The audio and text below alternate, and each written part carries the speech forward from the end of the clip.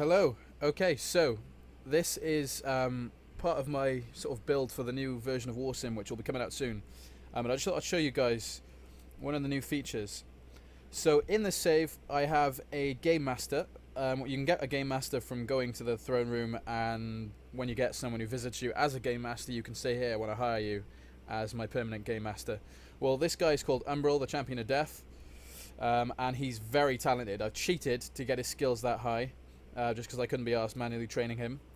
But the idea is once he gets trained to a certain level, obviously he unlocks more games, so you can play sudden death, we can play coin flip, we can play rock, paper, scissors, and finally we can play caverns and cave trolls, which is a sort of Dungeons and Dragons joke.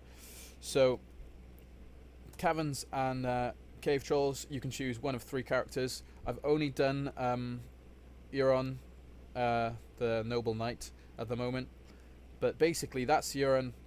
So it's kind of like a mini D&D kind of campaigny, choose your own adventurey kind of little thing that you do with your games master, and it's taken me quite a while to do, surprisingly, but I guess it's excuse me, closing up all those loose ends. So you are Euron, a noble knight and sole protector of the peaceful village of Littlestone.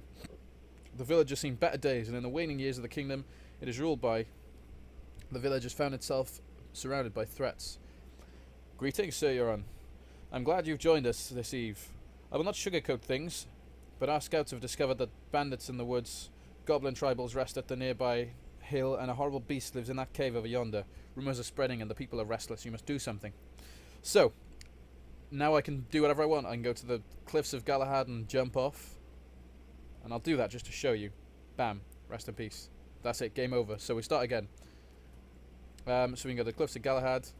We can go to the Fickle Forest. So I can fire an arrow into the woods with a bow of truth.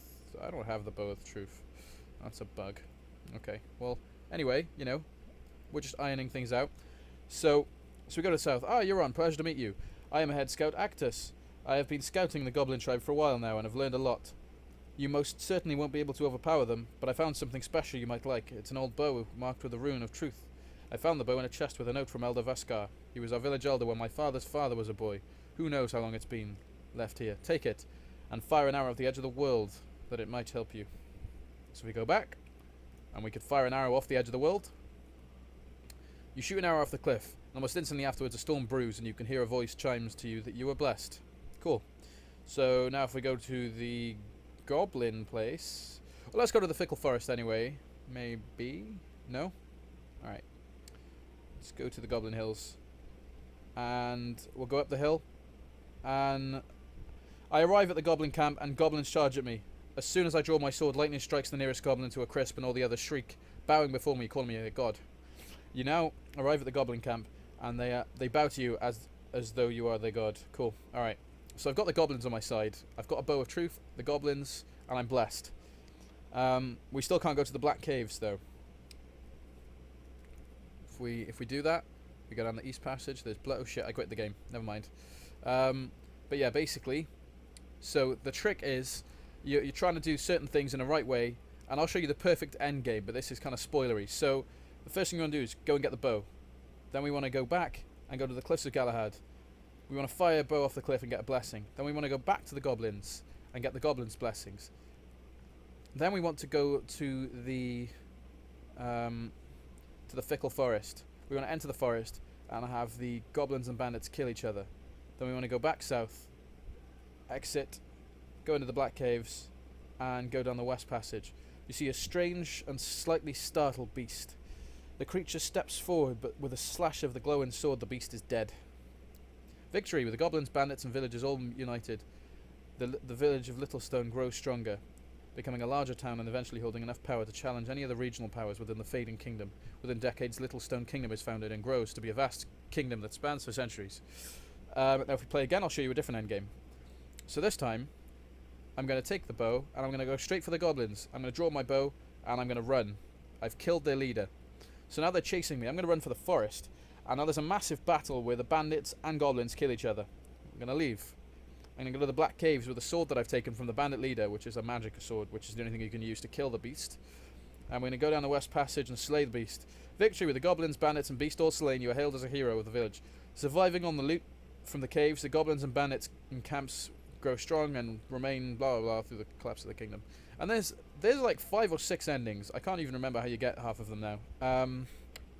What's the other one? If I get the bow of truth, and then go to the forest, fire an arrow. So yeah, it fly through, disarms a leader. They're like, holy shit, you're a really good, archer. Why don't we join you, or join us? So I can either agree to join them, refuse to join them, and or agree to join them but actually mean to double cross them. So if I agree to join them, I can go back south, go back to the village. Then we'll go to the Black Caves. Oh shit. Go to the Black Caves and slay the beast. With the beast slain, you and your bandit friends raid the village. The people are quickly slaughtered, and you are soon found dead with all the bandits after an altercation with the hill goblins. And then there's another one I can think of, which was if we go there, and then we go to the forest, fire an arrow, agree to join them, go back, go to the village, go to the cliffs of Galahad, fire an arrow off the cliff, go back, go to the goblins, get the goblins to join me, go down the hill, then go slay the beast.